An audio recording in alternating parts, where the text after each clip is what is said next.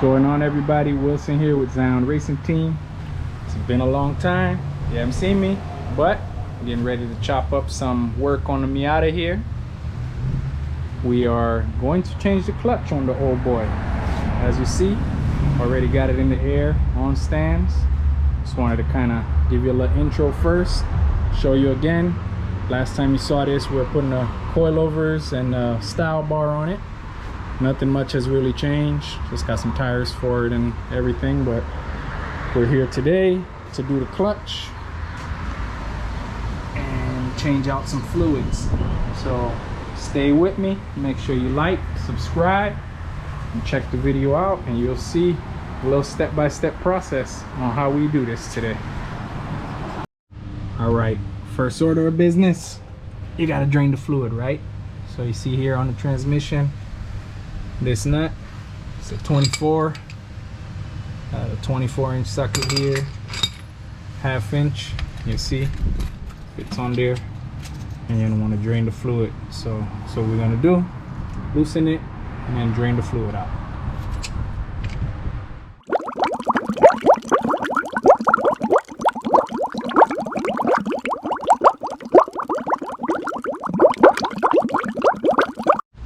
All right, everybody, next order of business for me here. I'm gonna start taking apart the exhaust. So as you see here, the headers, it has aftermarket headers, which is gonna make it a little easier to work on. But the headers themselves, the bolts are 14mm bolts. 14mm socket is what I use to get these bolts. We have 1, 2, 3, 4, 5, 6, 7, 8, 9. So you'll take those 9 off and the header will be free.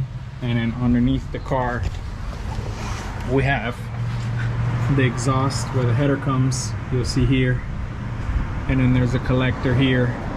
These are also, well, this side is a 14mm bolt, and we'll loosen this so that the header can be free and loosen, and then that little test pipe and the rest of the exhaust we'll take out because it needs to come out of the way so that we can get the drive shaft and eventually the transmission out. So I'll go ahead and show you guys how I'm taking those apart, and we'll go from there. All right, so back here you see has a Borla exhaust, and right here is the attachment for that collector for the rest of the pipe in there. So as I disconnected the test pipe from the header, I'm gonna just loosen this one here, because then we can take off everything all at once, and this doesn't have to come out of the car. It can stay there, it's not going to be in our way. We just need that mid pipe and the test pipe, the catback portion, to come out along with the headers.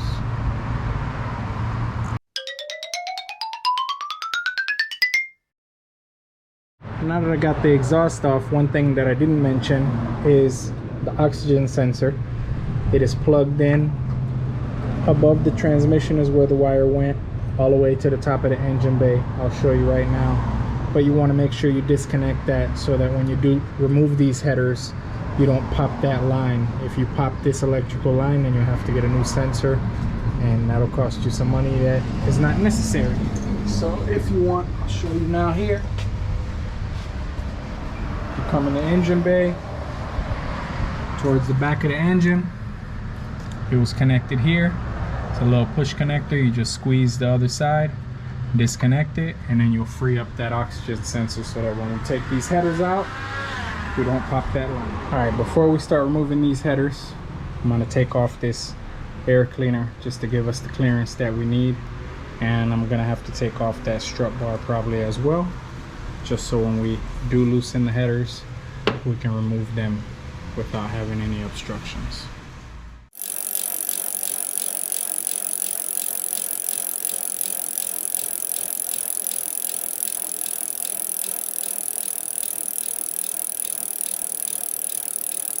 As you see here, when you take it out, you have plenty of space to get to those headers and to get them out of there. So I just basically tilted the strut bar up and I took the intake off. What I will tell you is that for the air meter sensor on that intake there's a clip, which is this clip.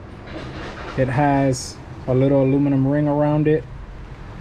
So just to get it off of there, I use the pick and just pick the aluminum clip loose, as it clips on each side and it's held in by that aluminum band there. So you just want to loosen that so you get it out smooth, and I just put it this way, tuck it out of the way.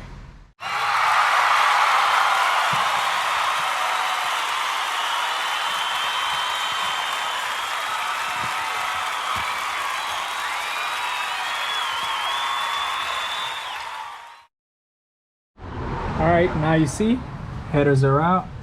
Gives you more access to the transmission, also gives you a little more room just because it's tight fit, but easy enough process.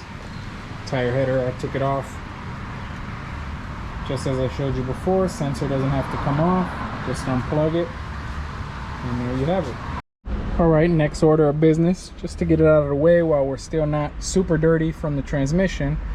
Most of you are familiar with the inside of your cars, I hope, but you're gonna have to disconnect the shifter in order to get the transmission out when it comes to be that time.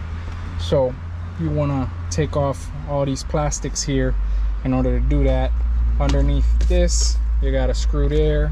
You have your screws on the side and screws inside the glove box.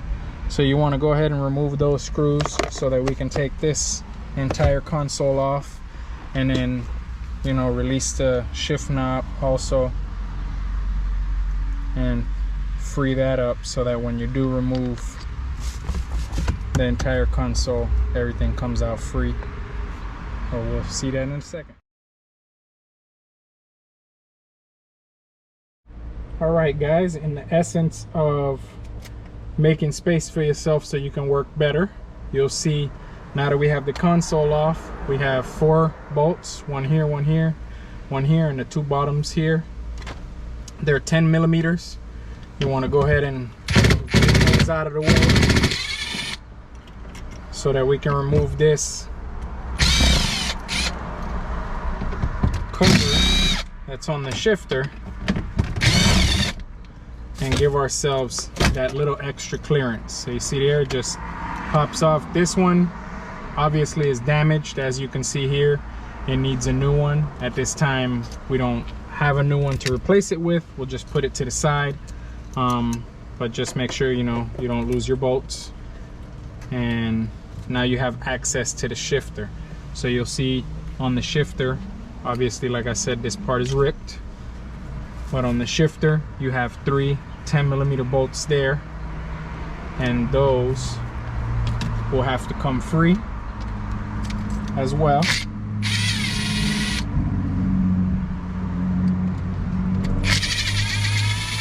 So that you can remove the shifter itself from its housing. And make sure you don't lose these bolts, like I said. And the shifter usually just pulls right out.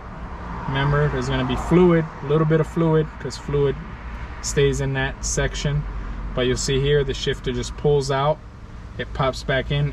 It does have some plastic fittings there, some gaskets that you don't want to mess up. So you see them, one is there, one is still inside here. You want to leave those there so that you don't lose them, and that's how you get the shifter out of there. So that portion is out, so you don't have to worry about coming back in the car and getting things dirty when you do remove the transmission. All right, so underneath now, back again, just want to show you kind of where we're at now that the exhaust provided the clearance. So there's a few things that have to get disconnected and have to come off. Obviously the drive shaft will be one of them. That's where it slides in, and then back here is where it bolts. You just want to mark it so you remember where it was when you took it off, and then you want to take off those 4 bolts, and then that'll loosen it on this side. You might have to give it a little love tap with a hammer, and then it'll slide out from here. And then you have a speed sensor right here that has a little 10mm. You just take that out, it'll slide out, and then you can just put it out of the way so it's not hanging, or you know, you don't break it anywhere. And then you have this brace, which is gonna have to come out because it's attached to the transmission there, kind of support brace that connects it to the differential in the back. And you have the slave cylinder there, which has 2 bolts, yep, 2 bolts there, and you'll have to disconnect that so that it's out of the way because it's connected to the hydraulic lines. That's how it gets the fluid so that it can push in and out and give you your selections for your gears. And I mean not selections for your gears, to push the pressure plate in to the clutch to engage when you're going through the gears and pushing the clutch in. So you have that, and also wiring. You have this wire loom here. You're gonna want to disconnect the wire loom so that it's out of the way. And then when we get those things out of the way, we'll be attacking the bolts around the transmission.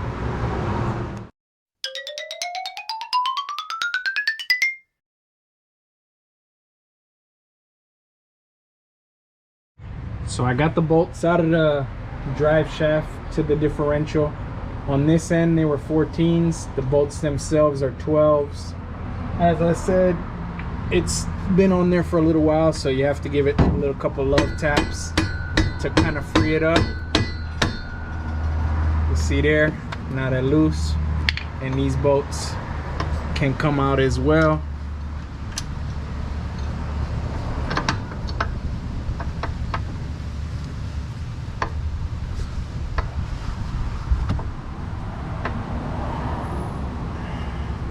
These bolts probably need a little bit of love too to get them out.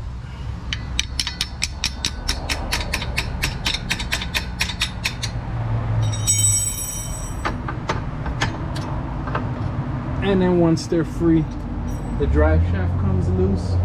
Now you do want to make sure, I'll show you here, remember it comes out from the back of the transmission here.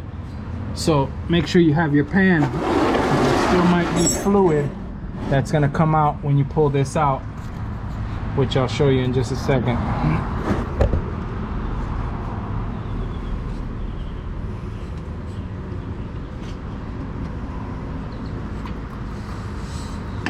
And there you have it. The drive shaft is out. All right, people. Kind of had to take a break from the videos, but transmission is out. As you can see there, it was a little process. Kind of show you little couple things I had to do. So that brace that I showed earlier, you see there, you got to unbolt the brace, and then it gives you the wiggle room so you can maneuver the transmission out. But if you see there's the clutch still on there. That's still the factory clutch. So basically you have 1, 2, 3, 4, 5, 6, 7, 8, 9, 10, 11 bolts that you have to take out in order to remove the transmission. It's a mixture. Most of them are 17, but you have a couple that are 14s. So you just need a 14 millimeter or a 17 millimeter, and you'll be able to get them. Some extensions, so you can reach the deeper ones in the back when the transmission's in are a little harder to get out. But here you see the clearance now, everything. Our slave cylinder was bad, so we went ahead and bought another one. We're going to be changing that out. I'll show you later.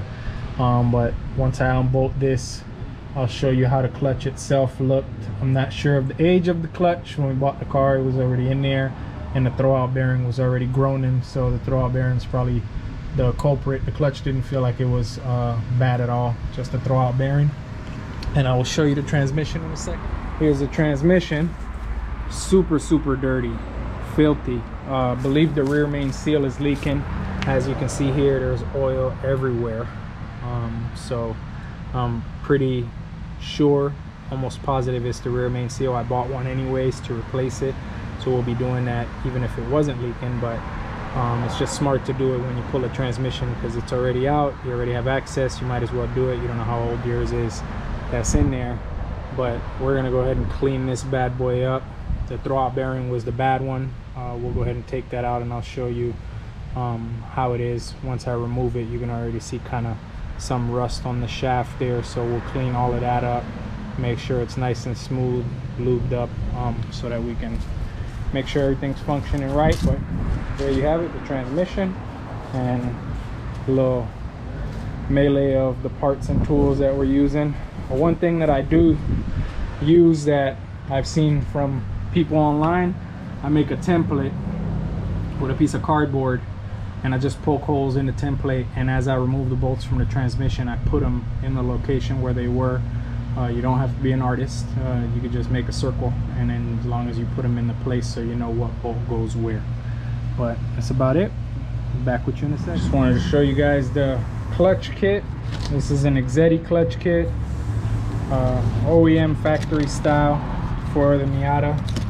You can see the box, we tore it open already, but it comes with the instructions. Here's the clutch disc that comes with it, sprung clutch disc. You see, put that down. See the pressure plate here, brand new pressure plate. Comes with clutch bearing, pilot bearing, there's a clutch bearing here, all brand new, and the alignment tool. Just kind of wanted to show you guys that. All right, people, we're gonna have to conclude today's session, unfortunately, without completing the job at hand. So upon further inspection, we removed the clutch and we removed the flywheel to access the rear main seal. As you can see there, the rear main seal, it appears that it has been changed at some point in time, but unfortunately the leak appears to be from the oil pan, which at the current time we're at right now and the equipment that we have available right now, we cannot do. That's going to be part 2 of this video. Will be changing the oil pan out, the oil pan gasket, sorry, and showing you how that process is done. But unfortunately for today, we got to call it quits. It would have just been an easy in and out if the rear main seal was just a problem, but it's the oil pan itself, and it's too much oil, and where we're at in the project to not do it wouldn't make any sense. But we did take the flywheel out. You see the flywheel there and the original clutch there.